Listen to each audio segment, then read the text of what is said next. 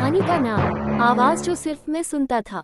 मेरा नाम अर्जुन है। कुछ महीने पहले मेरी नौकरी शहर से दूर एक पहाड़ी गांव में लगी। जगह बहुत शांत थी, लेकिन रात होते ही वहां की खामोशी डरावनी लगने लगती थी। मैं जिस घर में किराए पर रह रहा था वह पुराना था। लकड़ी की छत, पुराने दरवाजे और एक छोटी सी घंटी जो दरवाजे पर टंगी थी। पहली रात सब कुछ सामान्य था, लेकिन आधी रात को मुझे अचानक लगा जैसे किसी ने मेरा नाम पुकारा, बहुत धीमी फुसफुसाती सी आवाज में, अर्जुन। मैं चौंक कर उठ बैठा। खिड़की बंद थी, दरवाजा भी बंद था। शायद सपना था, मैंने खुद को समझाया और सो गया। अगली रात फिर वही आवाज, और इस बार वो कुछ ज्यादा करीब थी। अर्जुन, दरवाजा खोलो। मैं डर के मारे पसीने पसीने हो गया। धीरे से दरवाजा खोला, कोई नहीं था। तीसरी रात मुझे नींद ही नहीं आई। मैं छत की ओर देख रहा था, तभी वो घंटी अपने आप हिलने लगी, बिना हवा के, बिना किसी के छुए। मैंने हिम्मत करके उस घंटी को नीचे उतारा और अलमारी में रख दिया।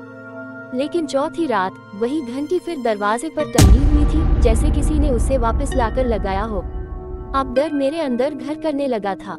मैं गांव के एक बुजुर्ग से मिला। उन्होंने घर का नाम सुनते ही कहा, बेटा, वो घर पहले एक टीचर का था जो अचानक गायब हो गए थे। लोग कहते हैं उनकी आत्मा आज भी वहां भटकती है। मैंने सोचा, हो सकता है ये सब मेरी कल्पना हो, लेकिन उसी रात कुछ ऐसा हुआ जिसने मेरी सोच बदल दी। रात के 3 बजे मैंने एक परछाई देखी, एक आदमी जो कमरे के कोने में खड़ा था। उसके हाथ में वही घंटी थी। मैं चीखा, तुम कौन हो? उसने धीमे से कहा, मैं सिर्फ उन्हें दिखता हूँ जो मेरी जगह ले चुके हैं। और फिर वो गायब हो गया। मैंने अगली सुबह नौकरी छोड़ दी और उस घर को हमेशा के लिए छोड़ दिया।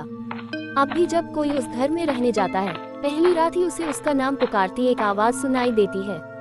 अब तक सब्सक्राइब नहीं किया तो अगली कहानी आपके साथ हो सकती है। भूत सब्सक्राइब कीजिए द गोस्ट वर्ल्ड हिंदी। डर यहीं शुरू होता है।